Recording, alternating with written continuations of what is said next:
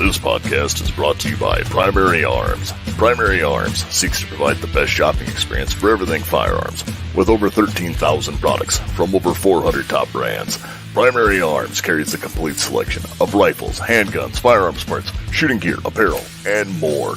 Every order comes with a commitment to superior service, backed by fast shipping and an expert support team. Primary Arms, serving freedom since 2008. Find out more at frn.deals/PA. Welcome to the AR-15 podcast. This show is for you if you just bought your first rifle or if you've been building them for years. There is something we can all do to take our black rifles to the next level. My name is Nick Dooley, and I am joined as always by my co-hosts, Garth Over. How we doing, guys? And Tyler Brockle. Hey, everybody. So how are we doing this week, guys? Really good. Excited. Not bad. Yeah, I'm here. Yeah, you're not in a tractor for once. You must be done, or it's either raining, one of the two. Well, actually, we had a massive hailstorm come through yesterday, and we lost half the farm yesterday. Oh. So, yeah. So I'm here. That's why I don't do that shit anymore. Yeah. That was fun. Work your ass off, and yeah, man, I feel for you. One thing that you can't control just comes and punches you right in the balls. Yeah, it was definitely a sucker punch for sure. Because we were just talking about this week. I'm like, man, if we can just make it 3 weeks, we've got some great looking wheat, And then I got a text when I woke up that morning from a buddy going, "Hey, there's a huge storm coming. What do you think?" I went, "Oh man!" And I looked it on radar. I was like, "Yeah, that's purely pink. That's got hail in it." And it sure did. Good thing you guys took it all out for us, because my wife was freaking out like we were going to have another bad one like we had a few weeks ago. And by the time it got here, it was rain, a little bit of wind, but it really wasn't bad at all. So Sioux Falls took some brunt of it on the north side of town, I guess. Oh, did they? Okay. Yeah. Yep. Right on. And that has been weather talk. Yeah, sorry. I don't want to turn this into the farming podcast, so I won't. Yeah, well, with all the people I know that are currently playing, driving digital tractors, playing Farm Sim 2022, that I did not realize was a huge thing. But hey, virtual carrots soothe me. It's a big thing. Like, I had no idea. No, but I don't need to play it. I live it enough. So, did you guys do anything cool in the last week or so? Did you? No, I mean, I got some new stuff in. That's about it. Didn't do much shooting. Just got a Swamp Fox order in, as you can tell by the new hat. But just got in one of their Arrowhead 1x10 low power variable optic scopes. Excited to get out and test that. And then I also got a Liberator 2, and I put it on my PTR MP5 clone. So kind of excited to get out and test these, sight them in. And yeah, this is my first set of Swamp Fox optics. So I'm looking forward to getting out and putting them through the ringer. I have one of the first gen Liberators. Actually, I have two of them, because I put one on my PCC carbine I have sitting at home. That is not an AR, that ghastly Storm.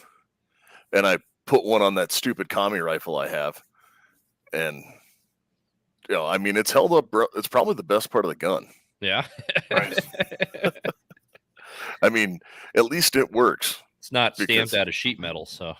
Well, they always talk about the AK's reliability, and I was going to take it out and have Garth shoot it.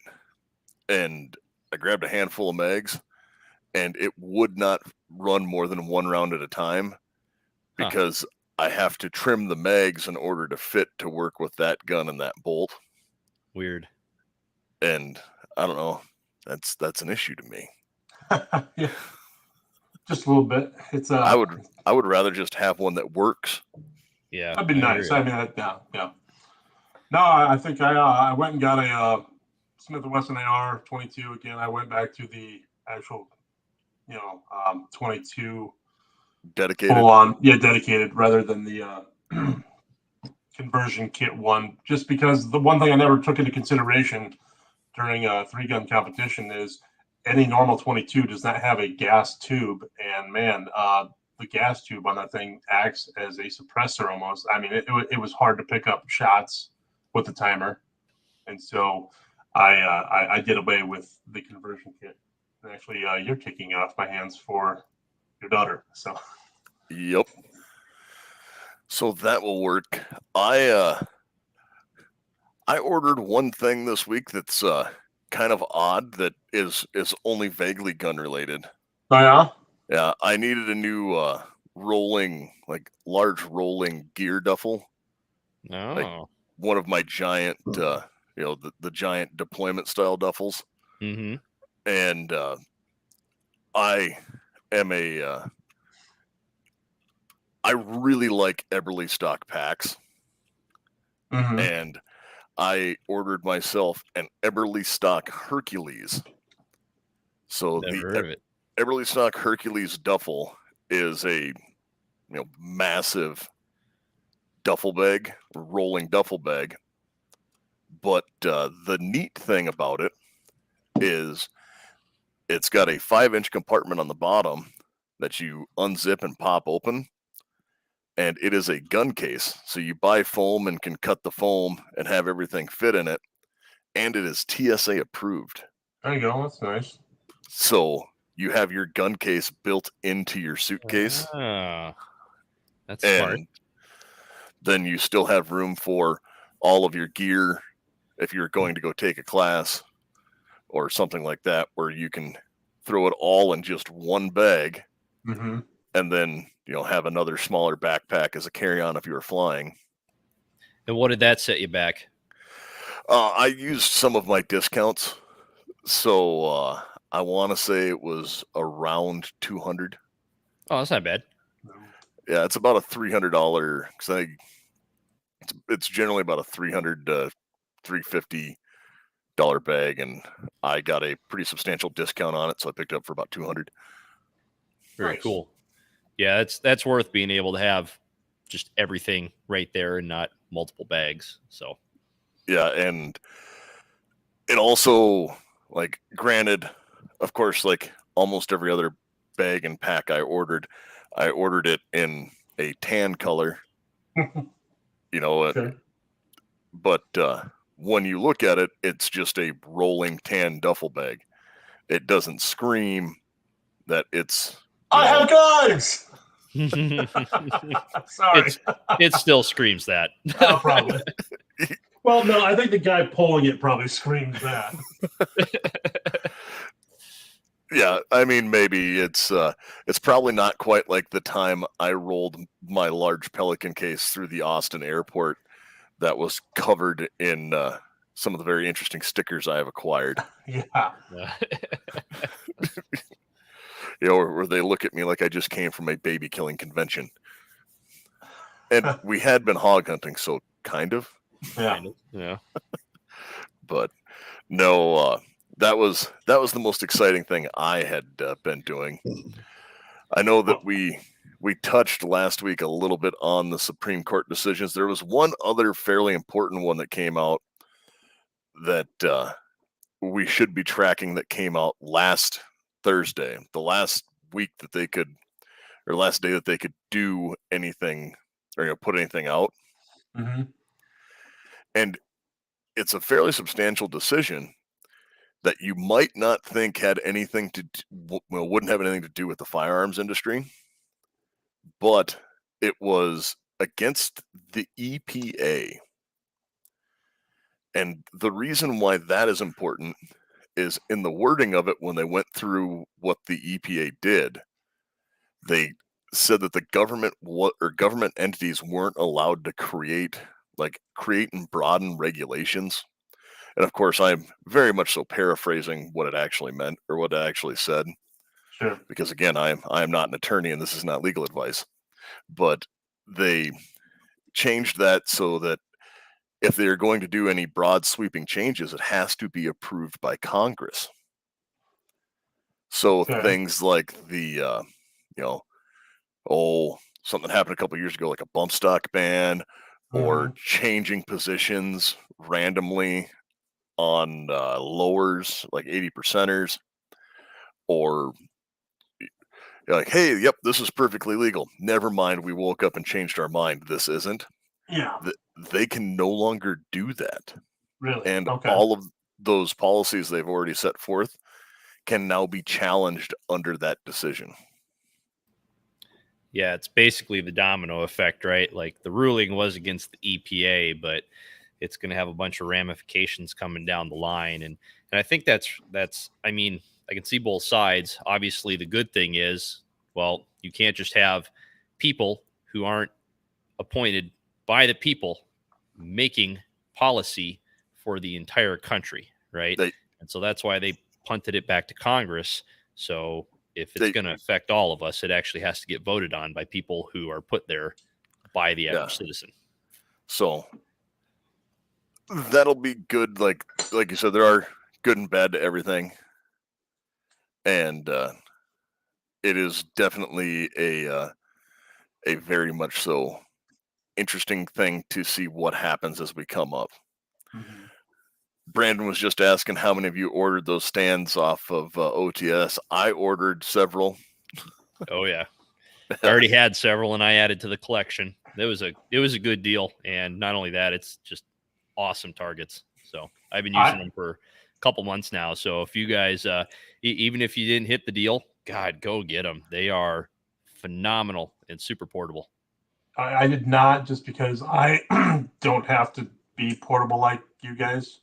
I leave my targets out in the field, so I did not. But I am upset about myself because I was really looking forward to that 40% deal on targets, and the day came and went, and I totally spaced it. And you even reminded me to do it that morning because you sent me and told me you'd bought stuff. And I got to do that, and then I blanked on it.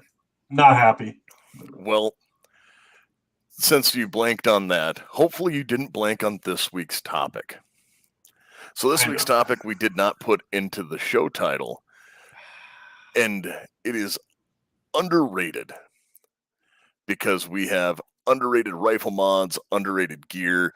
There's little things that, like, I find are incredibly important, and they're not always the first things people do, because everyone always looks, and this kind of stemmed from a conversation I was having with someone. Hey man, I just got this rifle. What should I do to it? And I was like, oh, well, you should do this. Well, no, like, I want a good rifle mod. Yeah, you should start with this because it's cheaper and it'll have a better effect on what it is. And it's not one of the go fast, like, oh man, you should dump that mil-spec trigger and put in a Geisley one, or do this, whatever. What is the most underrated piece of rifle gear, like part of your gun? Who wants to go first? I don't go for Tyler. Got it. All right. I got it. So I noticed that a lot of people, kind of the go-to these days is a free-floating M-LOK handguard, right? Like I'm seeing more and more of those. They kind of beat out key mod as the better system and the more prominent system. And I see a lot of guys on the range are, they have these guns, but they buy the gun and they do exactly what you said. They spend the money on the triggers, they spend the money on the optics, but they don't start doing a couple of the minute things when it comes to handling that weapon with their M-LOK rails. And so one of the things that I think is a very underrated component and kind of an afterthought are M-LOK rail covers. I'm particularly partial to the Magpul covers that actually just a little rubber piece that goes into each M-LOK slot. I like a very minimalistic and clean gun. I know a lot of other people actually like larger half moon shaped style covers that create a larger diameter for them to grip onto. Some of them are textured, some of them not. I actually believe VZ Grips, one of our sponsors, actually makes a few of those covers as well for ARs. But yeah, I think M-LOK covers are kind of my go-to. They protect your hand from heating up. They make it more comfortable on your hand. They can make it grip a lot better grip when you are holding it. It also helps protect the rifle a little bit from being dinged up and scratched. Not that that matters too much, but does add another layer of protection. So as far as an underrated rifle mod, my vote would have to be just simple low dollar M-LOK covers. Right on. And that's super true, because the other part of that from a training aspect is those M-LOK covers are great for one, if you're not hanging like, a toilet paper roll holder or anything like that off the side, because you have lights or anything like that. If you put those M-LOK covers on, it gives you a point to index to, which goes back to holding at the same time and having the same shooting position every time. Yeah, and I know, like, back in the early 2000s, when quad rails became all the rage, that's when they had those half moon shaped rails. I can't think of the specific name. Maybe Dooley, but those ones that just slid over the top of the quad rail on the M4. Those were, there's different varieties of them. The soft ones I always just referred to as squid bellies. Squid bellies. And I don't know where it came from. And I've heard them called that by other guys. Knight's Armament Company made them. Yep. And it was all part of the RAS system. Yep. It was KAC and then RAS, and they had that, and that was their rail covers. And that's what the military still uses. Oh, there it is, rail covers. That was the simple one I was looking for. And yeah, they still use them, and that was kind of the gold standard back in the day. But they were ribbed for your pleasure, but they were very smooth. There wasn't a lot of grip to them, and half of the time the seemed like the damn spring in them kind of went bad, so they would start sliding off of the Picatinny rails. Well, you kind of like when you had a Picatinny rail, you obviously. It had a lot of, I wouldn't say sharper, but it had edges that caught on things. Yeah, edges that caught on things. And weight. And, it was very noticeable when you had the Picatinny rails. And so that's why you put these rail covers on. Now with these new M-LOK ones, most of these M-LOK handguards are very smooth. They're very streamlined. You don't notice it as much. And actually, a lot of them are made where they are a really nice diameter for you to just grip. And so I think the covers on the M-LOKs naturally become more of a afterthought, just because they are significantly more comfortable than your traditional quad pick rails. I always thought it was funny when they first came out with it. I had the quad rails, and then they started going away from them, and they're coming out with M-LOKs, but M-LOK wasn't super popular, and so you saw guys just railing up their M-LOK holes on their AR. I was one of them. I was like, well, I wanted the freaking quad rail, and now it's gone. And so I was doing that, and I was like, well, that's kind of defeating the whole purpose of why I got rid of that SR556 I had, because that thing was a heavy beast. And so now, I mean, M-LOK's so dang popular that, I get the whole point of the covers. And just for the aspect of heat, I'd never really thought of that, because I've definitely grabbed my rail a time or two and been like, oh, maybe I shouldn't have done a mag dump on that jackrabbit. Oh, yeah. They'll get, you kind of have to. Those motherfuckers bounce real high. Absolutely. So, funny thing, by the way, my wife didn't know jackrabbits were a real thing until we moved here to Brookings, where the jacks are the mascot for SDSU. She thought they were like a jackalope or something. And jackalopes are very real. I have one hanging on my wall. And for those who don't know what a jackalope is, that is a Google rabbit. it. Yeah, Google it. They live in South Dakota. You see them all the time. Cousin to the snipe. Yes, very much so. Garth, right. What's your underrated? Well, actually, we had them on not too long ago, probably a month or two ago. I am a huge fan of the Expo Arms barrier stopping device. It's basically the new finger guard on any AR. I have my competition AR here, and that little deal right there cost $20, and I love the hell out of it just because it's a great point of fire for a like you were talking, shooting a rifle index.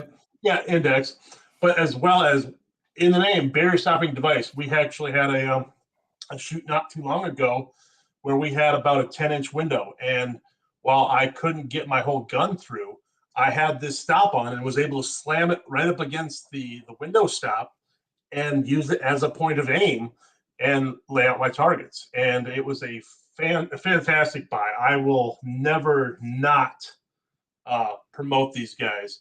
It's a little $20 piece of equipment, and it adds so much to the gun. And it's not where it's bulky. It gets in the way like any vertical handguard you may carry or whatever. It's sleek in my opinion, and doesn't muddy up the gun or anything like that. So if you still want that clean look on your handrail, you've got it with this. Yeah, it's very minimalistic. I like it, especially for $20. I mean, that's a great price just to have that force multiplier. And absolutely. It is funny because it does give you that ability to have, again, I keep saying this, and we'll probably talk about it again with the trainer at some point, but indexing point. And the reason why I keep saying an indexing point is when you're building a shooting stance, if you grab the rifle in the same spot or in the same way every time, then that's a repeatable shooting stance, which leads to repeatable results. Where if you're moving your hand back and forth on it like it's a pump action shotgun, and not holding it in the same spot every time, you're going to have different body mechanics and different movements for getting through with everything that you're doing.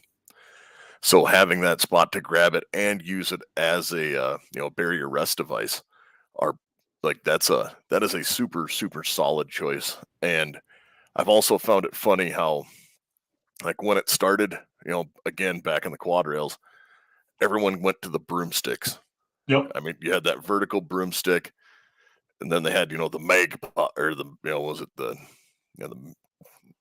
I forget what they called it exactly, the grip pod, where you unscrew the bottom. A lot of extra weight that you don't need. And it would have the little bipod that sprung out on the bottom. Oh, yeah, yeah.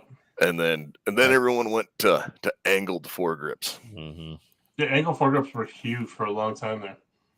Yep, and I mean they still are. I have them on a couple of my rifles. They do have a purpose.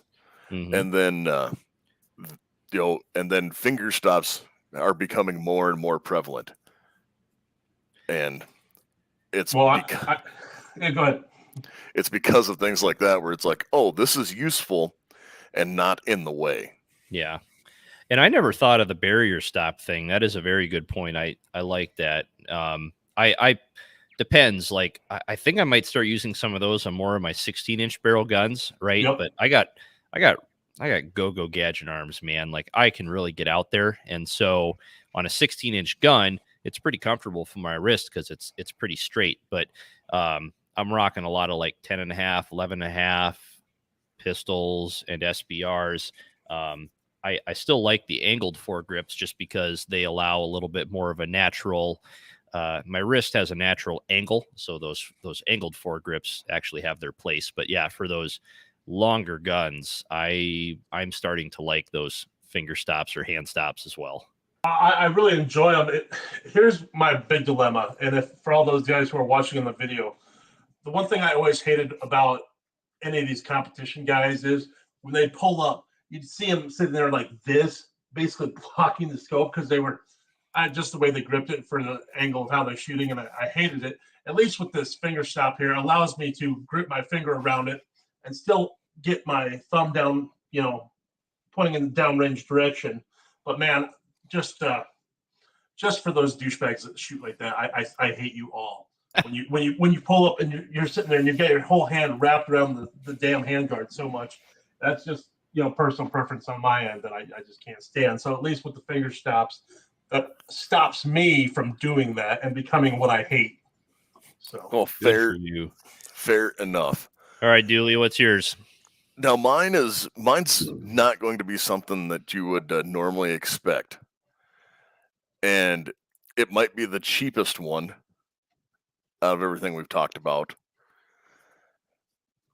but I argue it is probably the most important. All right. Mags. Fair enough. High quality You mags. don't need those. High quality mags with anti-tilt followers.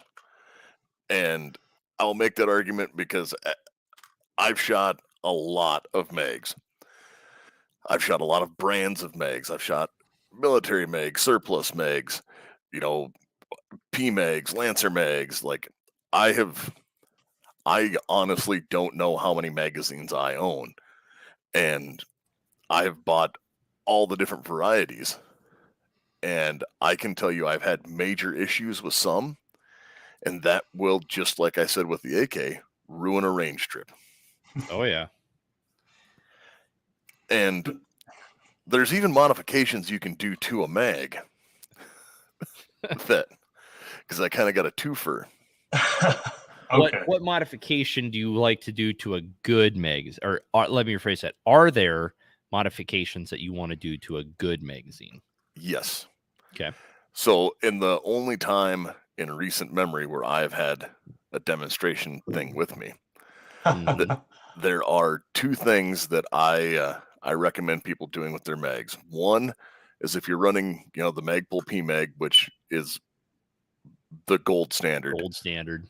I mean, they just run. They make what's called a Ranger plate.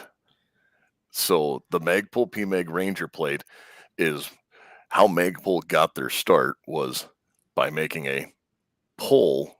It was just a loop that went around a mag, and you'd stick out of your kit, so you would pull it, and it was a mag pull. Hence the name. Weird, I know, right? So these Ranger plates replace the floor plate on the bottom of the mag, but they can act as like a little monopod, because when you're resting on the mag on the ground, it has that stop in the front that allows you to be flat, so you get a better position shooting from the prone, or anytime you're shooting off something where you can use your mag as a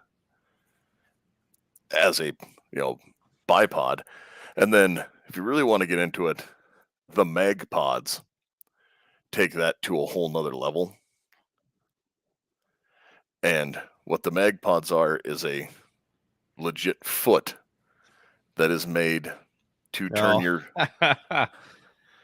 it just turns your magazine into a monopod on the bottom of your rifle. Oh, nice. That's interesting. And, I use them to zero my rifles. I don't even take like a bag to the range anymore. I'll just throw my range bag on a bench and set down behind it with that, and can dial in for all my zeros and everything. And I'm super stable shooting from the prone. I don't need to have a bipod attached to the front of it, anything like that, because I have it all right there. And it's I think it's $15 for a 3-pack. Oh. No, that's not bad. I thought you were going to say per one. I'm like, damn, it's more expensive than the mag. Exactly. No, it's like $15 for 3 of them. And same goes for the Ranger, because they cost the mag pods, which is its own company. It's not made, not a Magpul product. It is Mag Pod. And then the Ranger plates both cost about the same. And they are just a super, super solid, but underrated. And like, I will go through my list of magazines. Well, I shouldn't say I will go through my list of magazines. I will go through, the list of magazines that I would call quality. Okay. Lancer, PMag,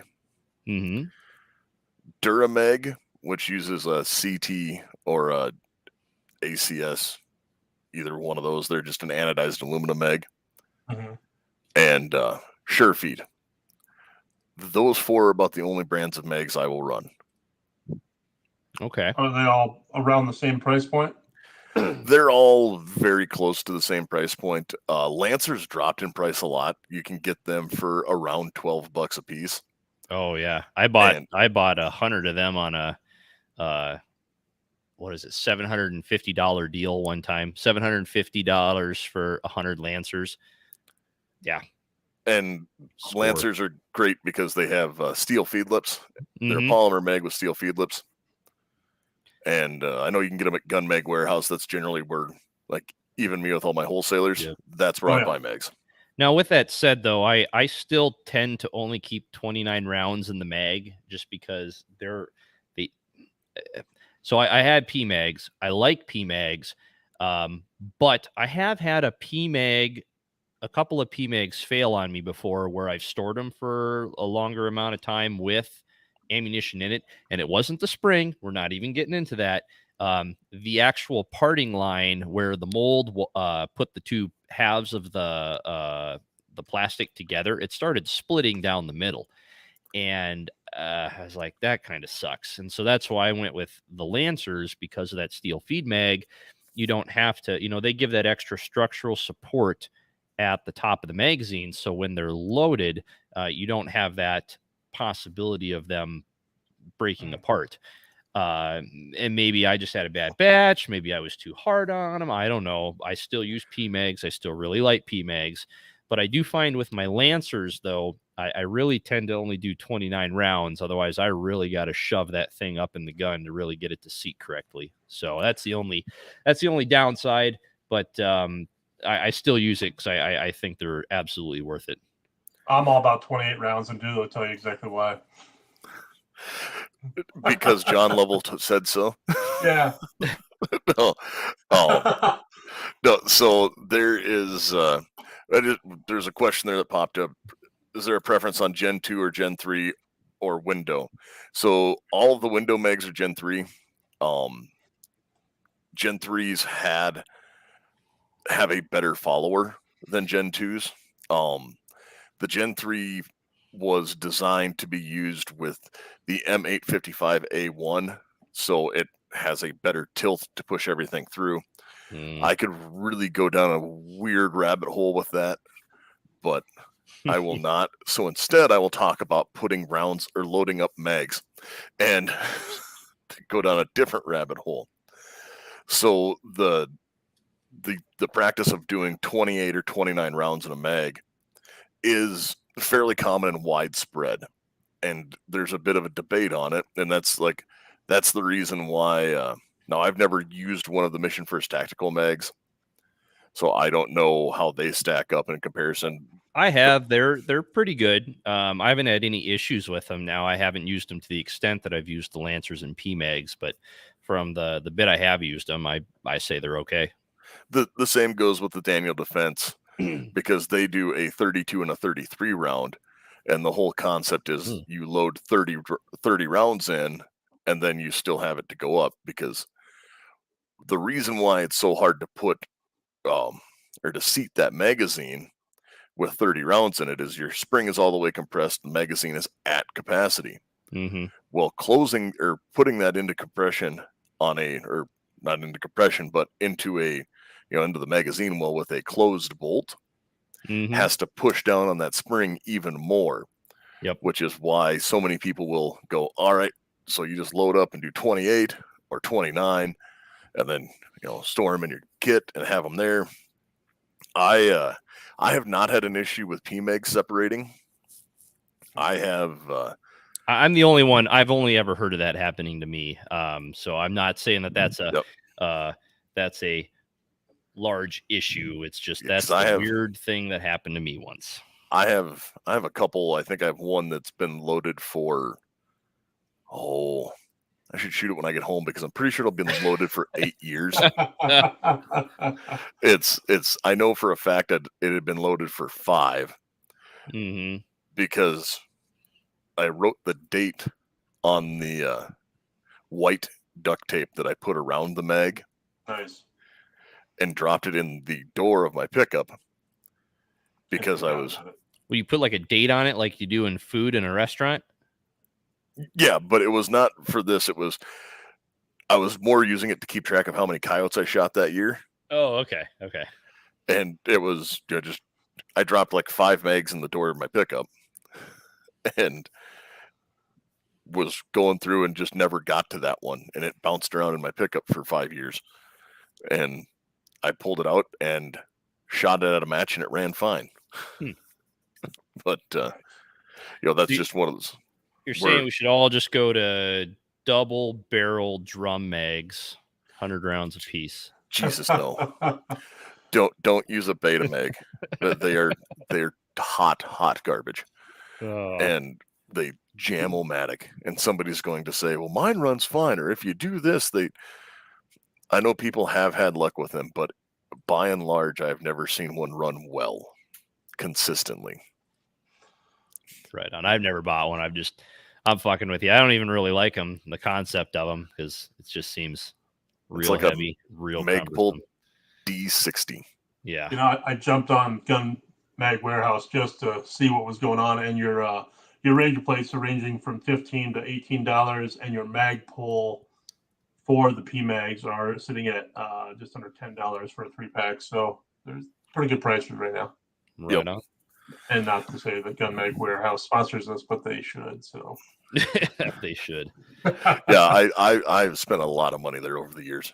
Oh yeah. But especially when you like SIG products. Fuck, you spend a lot of money in gun. Oh, too much money there. Oh yeah. All right, so that's it for rifles. What do we want to do next? We do an underrated kit. Yes, we will move on to kit. All right. So go same order. No, I went first last time. I'll go first, and it'll be real simple. Hit it. I don't kit, man. I'm a civilian. It's not something I do. I have 2 kits, okay? So but I don't run them every day. You do have you do have kit though. I do have kits. No, and you have a competition rig. Oh well, okay. When I think kit, I'm thinking like plates and stuff like you guys run. I mean, if we want to. All right, we want to talk kits. Let's talk kits for a second. The holster is one of the most important things on a kit. You know why? Because I have been searching for a freaking holster for my X5 Legion for a month now, and I have not been able to find one of those bastards. And I finally found one through Blackhawk. Thank you, Blackhawk. So, the holster. How important is that for any kit? Because when I want to pull my weapon, sorry, I almost said service weapon. I'm not in the service. That's weird. So if I want to pull my weapon, I want to pull out of the holster without any snag or anything like that. These retention springs pissing me off. I actually snapped mine off so it would come out of there just fine. And now I have this fantastic holster. So that's my takeaway from any kit is you have to have a solid holster for your handgun. I know we're the AR-15 podcast, but let's be real. If you're running a kit, you're going to have a secondary weapon. Mm-hmm. And that's my takeaway. And I completely agree with that. And one of my suggestions would be, because I did a lot of research into them when I first got my pistols, because I got an M18 and M17, then I got the X5 as well. So I did a lot of research into, well, who's got the better holster system, quick attachment system. I looked at RTI and their key mod or key weight. RTI key hangers. Key hangers. There you go. I looked at Safariland and their quick locking system, and I looked at Blackhawk with their rotating quick disconnect system, and I ultimately landed on the QLS system from Safariland. And the reason being, you just kind of said it there, Garth. You had an issue with your spring. The QLS system is literally just a piece of plastic that flexes. There's no springs, there's no detents, there's no moving mechanisms whatsoever. It is by far the most simplistic version, which I shouldn't say guarantees, but significantly reduces the likelihood of it malfunctioning. And so I completely resound that. Invest in a good holster. And I know that's really hard to do right away. When you're new or you just got a new gun, you don't know what's best. Ask your buddies. Look at YouTube, and I guarantee you, Wait, there's a caveat to that. Okay. Don't ask your buddies if they're using a nylon holster. Okay. That's fair. So yeah, if they're using a nylon leg holster, probably just don't. So if you're looking at getting like a $50 to $60 holster, I would just budget $180 because you are probably going to buy 3 different holsters before you figure out exactly what's the best for you. I know same thing happened to me. You just got to start buying and trying. Yep. Well, see, at least with you guys, you're right-handed. I'm a southpaw, and that just makes it even worse because when I might find the holster I really like, oh, I'm sorry, we don't make that left-handed because left-handers suck. I can hook you up with another company or two that specializes in custom holsters. Well, again, we know a guy right up the road. I just haven't talked to him about this. Oh no, these ones will print whatever you want on your Kydex. Oh, really? Like, yeah, if you wanted, your face doing the O face on the side of your holster, they could do that. That's awesome. Black Rhino concealment. But no, so Tyler, you want to go next, or you want me to? I can do it. That's fine. So the most underrated piece of kit, in my opinion, and I've kind of harped on this a little bit in a few shows, is I wanted to say initially the S-Tac Kiwi mag pouches. There's a lot of thought that goes into mag pouches. And then that kind of stemmed or led me into Cordura, right? So something that I think people should be utilizing more is Cordura as opposed to the nylon. So the Kiwis and the S-Tacs, they use, instead of a nylon piece of moly that you thread through your gear, it's actually just a thin strip of Cordura. It's a lot easier to manage. I think it's a lot tougher. It doesn't fray. It doesn't soak up moisture. And to be honest with you, when I'm putting like the S-Tac Kiwis, I have them on. I have a 3-pack of them on the front of my plate carrier. It sucks it down a lot tighter. It's a lot easier to manage. I really like both that and then, of course, the Cordura portion of it. And I'm really tempted to buy. We had, Predator Armor Systems on a couple weeks ago. They had a new type of mag pouch where basically it has a plastic insert, just like the S-Tac Kiwis that retain the mags, but the whole thing is a piece of Cordura. And I am very tempted to go out and buy that just to try it out, because anything I can do to reduce weight and kind of increase the longevity of my gear, I'm all for.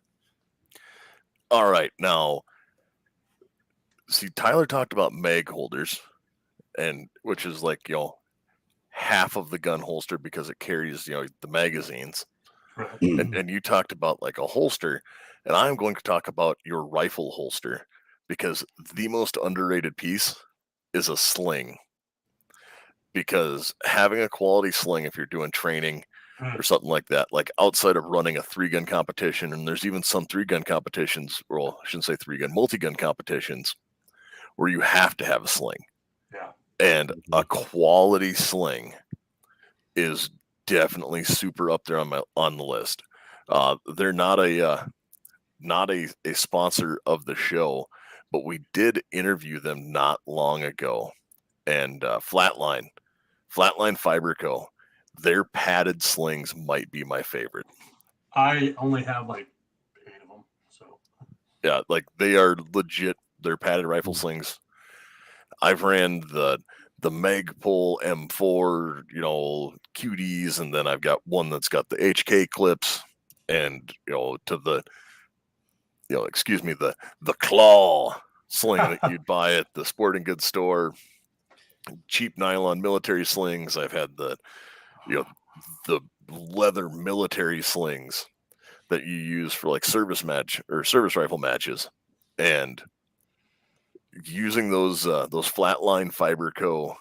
slings, the padded rifle slings, are amazing.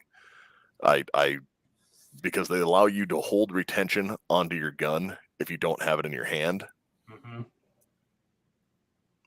And that's awesome. I don't have any of those. I guess my my go-to is Blue Force gear slings, but it sounds like the same thing. Very robust, padded.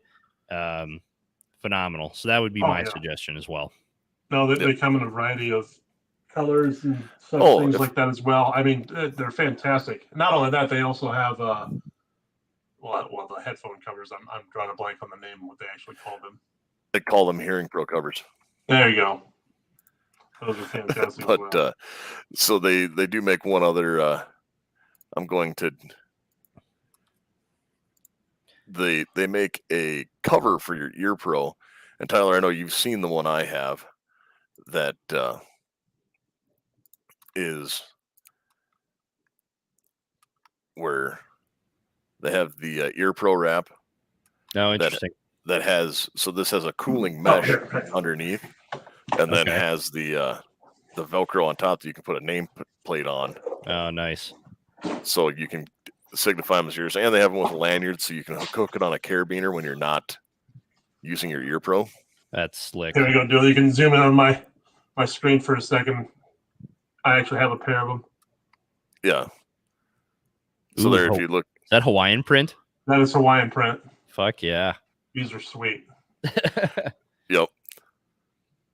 So, but it's funny you brought up slings, Dooley, because I was actually debating between, when I was doing the rifle mod, between M-Lock covers and QD attachments. So kind of going along with slings, not only do you want to do a quality sling, I highly recommend quick detach points on your sling and your rifle. I actually have 2 slings, and I keep one in my bag, range bag, which I keep in my truck, and then I keep one in my gun safe. And I'm able to put those 2 slings on pretty much any rifle I have, because all of my rifles, whether I add a $20 QD mount to it, or it's already machined into the buttstock or the handguard, those are phenomenal to be able to just pull those on and off, mix and match those on different rifles, as opposed to a traditional one, which might be threaded through the stock or through a sling mount on your front sight post. QD 100% the way to go. Unless you guys disagree with that, I'm happy to hear you out on it. No, I'm with you. No, I have it, and that's the reason why I said, like, even running what I and I guess Flatline both call them, like the HK clips, where some weapons you just can't do the QDs on, but they have the loops. Like an AK, for instance, a lot of times will not have QDs mounted on it, but it has a spot where you can clip it onto a standard sling mount. Yeah, so you just run that. I would argue there are a lot of companies out there that have come out with solutions to get QD points. I mean, even when I first had my Scar 17, before I bought my Kinetic Development Group rail, these guys. No, there are many companies that are. I'm saying there's 1 or 2 instances that you can't. Sure. And the answer to Brandon's question is 2-point slings. Because all 1-point slings are good for is hitting yourself in the nuts. Yep, 2-point. Cinch it up. And do that with a silencer, and it's not fun. No. Yeah, and I know, like most of us, we've had to have a rifle on us at 24 hours a day, right? And so if I am constantly walking around letting that thing smack me in the leg, it's a pain in the ass. Plus, you always got to be at the low ready in the military. And if I can just sling that thing across my chest and I don't even have to touch it because I got a 2-point sling, it phenomenal. And even for the non-military folk, I mean, you ever get into a situation where, maybe your cities are on fire and you just want to have something on you at all times.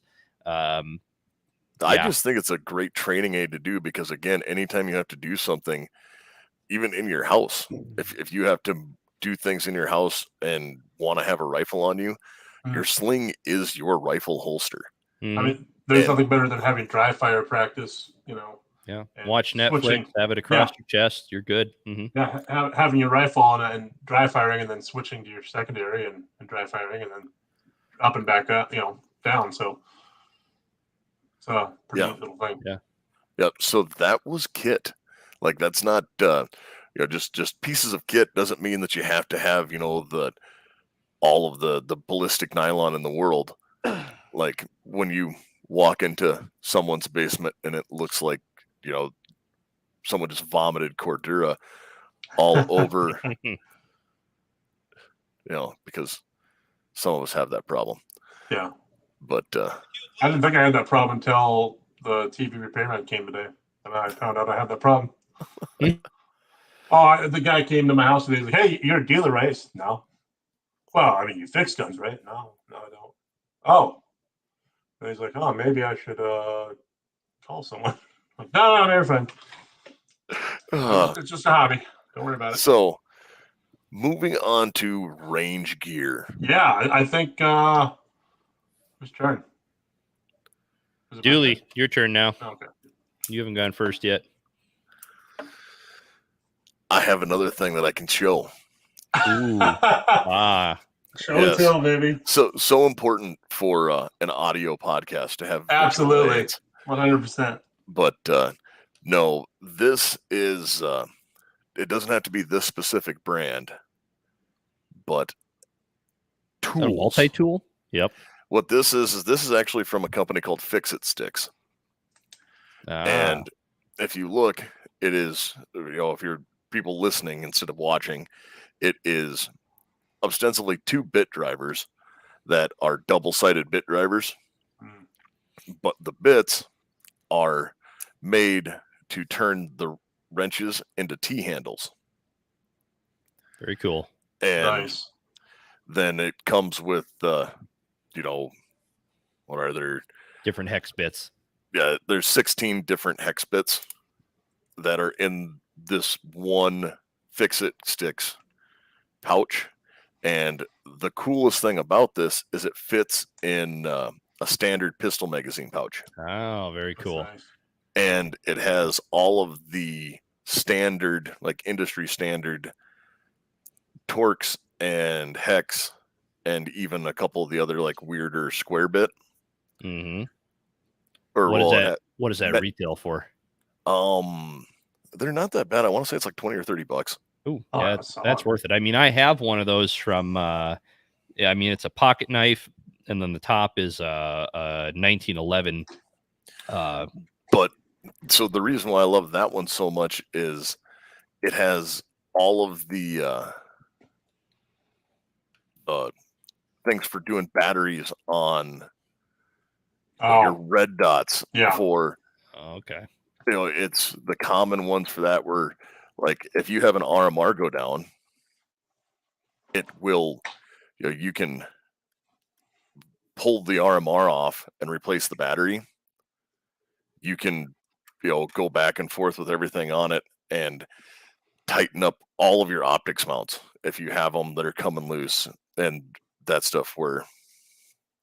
It's just the worst. Being at the range and your battery dies and you're like, well, I guess I'm done. Because I don't have any tools. Yeah, where something like that is small enough to throw into a, and I was just Googling it here, and even at Duluth Trading Company, they're $39. Nice. And then you can say Duluth on it, and that's why it's going to cost us $39. Yeah, let me see how much they are on Amazon. Because they do offer bigger versions of it. I just really like that small 16. Mm-hmm. And yeah, they're $40 on Amazon. Okay, well, that's what it is then. No, I like that too, because not only do I keep tools in my range bag, I do like having just a little multi-tool on my kit. And I do the exact same thing that you just said, Dooley. I keep it in a mag pouch. Just kind of off the side, out of the way. Because, shit hits the fan, you're really not hauling your range bag with you everywhere. You're hauling your battle belt and your plate carrier. Well, and this is one where I've used it before to tighten up holsters or to change retention for like how tight a mag pouch should be, on those types of things. And then I carry a regular small multi-tool with me as well. But I think I'm not saying you need a full armorer's kit or anything like that, but like a small, cheapo multi-tool and a set of Fix-It Sticks like this, and you can pretty much fix anything you're going to run into at the range. Very cool. Great suggestion. That's neat. I like that. How about you, Garth? What's your range gear most underrated? My most underrated is a shot timer Ah, because I've been really getting into just training myself. And there's nothing better than taking a shot timer to my farm and running drills on my targets and actually seeing how well and how fast I can shoot, my 6-point targets or my, combination, which I don't have one of your interactive. So I still got to plan out and stuff and shoot. But it's just a nice piece of hardware to have just to better myself and train myself to be a better, quicker shot. very cool. Yeah, I'm in the same boat. I bring a shot timer still as well. I opted for, I can't remember which brand I got. I didn't go for the standard one. I got one with an internal rechargeable battery. Nice. And it's nice because I'm not constantly buying batteries, but then it kind of bites me in the ass every once in a while because I'll leave it in my truck and like it'll get cold out, and then that cold just sucks all the battery life out of a lithium ion battery. And then I'm SOL because I can't replace it at the range. So that's the only downside. Yeah, I think I have the Pocket Pro 2, the blue shot timer that everyone has. Yep. Runs on a 9-volt battery, and I've had that for 4 years, and I'm on my second battery. Nice. That's not bad. Because not bad at all. Generally goes inside with everything, so it doesn't get left in the pickup because I just clip it to the outside of the range bag. Right on. I am surprised no one else mentioned this because you mentioned one thing from one of our sponsors, and we didn't talk about how important a grip could be, and the grips from VZ Grips. I would have said it earlier, but I just don't have it quite down like you guys yet. I was like, damn it, this would have been perfect, and I screwed it up. That's okay. I really thought you were going to. And, that works. We'll just call this all the ad read for VZ Grips because, the important thing about VZ Grips is remembering that the unique grip angle from them and interesting textures make sure that they don't get slippery when they're covered in mud, blood, and sweat. The 17-degree grip angle and wide variety of textures from mild to extreme, along with the color options available for infinite customizability.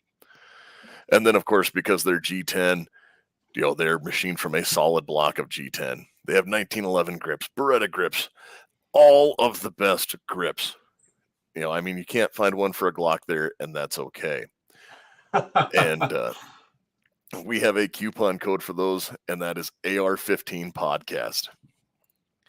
I did touch them at the NRA show. That was the first time I actually got my hands on them, and I got to see pretty much every single texture, every single color. Man, I was shocked at how, I don't know what the best term, but how grippy some of those extreme ones are. Holy crap. I mean, I've had like ergo grips. LMT makes a version of ergo that's really, really textured. I've had mag pulls, which don't even compare to that in terms of texture, but that VZ grips, man, you can really get some robust and I don't know what. I wouldn't say it's rough, but it's it lets you know what you've got a hold of. Oh yeah, 100%. Yeah, that's what she said. Yeah. Oh, yeah, nice. Shit, yeah. No, VZ grips are great, and that was just too easy for me to not throw something in there. But no. And I really think we've covered a lot of interesting things, and none of these were expensive items. No. Well, the most underrated stuff I don't think normally is. It's the little things that you don't really think about. And I guess mine would be, and I normally have one with me everywhere I go, except the other weekend at GunCon, I did not have one. And that would be an armorer's wrench, since you were on the topic of tools. And we were at GunCon. I was in my booth, and I had brought along, I knew I needed a gun that people could run, 4,000 or 5,000 rounds through, and I wouldn't care, right? And I actually had a PSA 9mm AR pistol that after about 2,500 rounds, my castle nut started coming loose. And yes, I did not stake it. I know, but I usually don't on those things because I'm changing stuff out so much that I just properly torque it, and then I don't bother staking it because a year later it's going to have a different buffer tube on it anyway. But having an armorer's wrench with you, I think, is really important. And I got to say, I used to order. I had a Magpul one. I've had a couple of cheapos off of Amazon, and by far the best one that I've ever had was the one from Real Avid. That's the one that kind of looks like the hammer. And the reason for that is, one, not only can you use it as a hammer and you can put different hammer ends on it. I think we got a plastic one, a rubber one, and then a steel one. A brass one. Brass one, right. The features, I see like a lot of these lower quality or cheaper torque wrenches, they're just cast iron, and the casting itself is not very precise. Mm-hmm. So in the example of like the castle nut, I've seen torque wrenches or armorer's wrenches that are kind of rounded, kind of loosey-goosey when it comes to fitting in to the places that they need to fit in. This Real Avid one, I've broke one of those cheap ones before. Yeah, that too. And it's also dangerous. You'll make your knuckles bleed. This one, the cuts are very precise. Its tolerances are really good. And I can't say enough good things. I started with the Magpul, and nothing wrong with the Magpul one, but definitely the cheaper Amazon ones I had a problem with. The second I went to that Real Avid, I will never buy a different torque wrench because that one just knocked it out of the park. No, I agree. I have that same Real Avid armorer's wrench, and I love it. There's another one I have that would have been handy for you to have at something like that I don't have with me because it is in my range bag at home. Mm. But it is like a micro AR tool, and it has a castle nut wrench that the whole thing fits inside of a molly strip. Really? It just has a rubber bungee on it that you use to hold it in, and then it's got like a flathead on one side that's like a scraper, and then it's like a keychain. Yeah, that's cool. Yeah, they're great. They're not that expensive, and it's one of those where if you just have a loose castle nut, that's just one of those that I stuck on I got it somewhere. I think I might have picked it up at SHOT Show as a giveaway, like as a swag thing. Yeah. And it's lived on my range bag, and I've taken it to classes with me, and I've actually had that like, oh, yep, and used it to tighten stuff up. That's definitely a win, especially for a freebie. When I was at GunCon at Brownells, I actually got a free ambidextrous selector from Radian Arms, and that was like the highlight of my week, just getting that little $45 piece. Yep. So we'll compile a list of this stuff and put it in our show notes for this episode, so you can come to the show's website and find a link to all of the products we talked about. And Bill, is there anything else you guys want to put out here before we hang it up for the night? I mean, as always, regardless of what gear you have, regardless of what modifications you have to your rifle, it really doesn't mean much without actually training with that gear, training with those rifle mods, getting used to that stuff. And one of the best things that you can do for training, if you want a more realistic and fun training experience to improve your shooting skills, is with Trigger Interactive's Smart Target Attachment System. This system uses electronic devices that attach to your steel targets and allow those targets to interact with you the same way like the military pop-up targets do. Targets randomly activate. You have variable time constraints, and detects the hit once you do hit them. And you're able to customize your drill and track your shooting performance with scores from your smartphone or tablet. So don't just shoot at boring tablets that you constantly have to go downrange to replace. Train smarter with Trigger Interactive. You can find more information and a great product video on their main page at triggerinteractive.com. And if you head over to their store, you can use AR-15 for a 10% discount on all systems. Right on. Garth, you got any parting words of wisdom? No, I might actually have to go. Oh. So, Ooh. yeah. Fire time. It's not as wet out as you think, apparently. Well, that or a lightning strike. So No, that's true. That's true.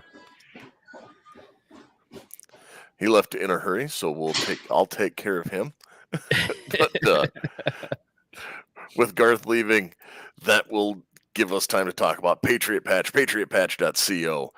And they have all of your morale patches, your cleaning mats, tin signs, everything you could want to hang up to promote your freedom-loving lifestyle. Get some.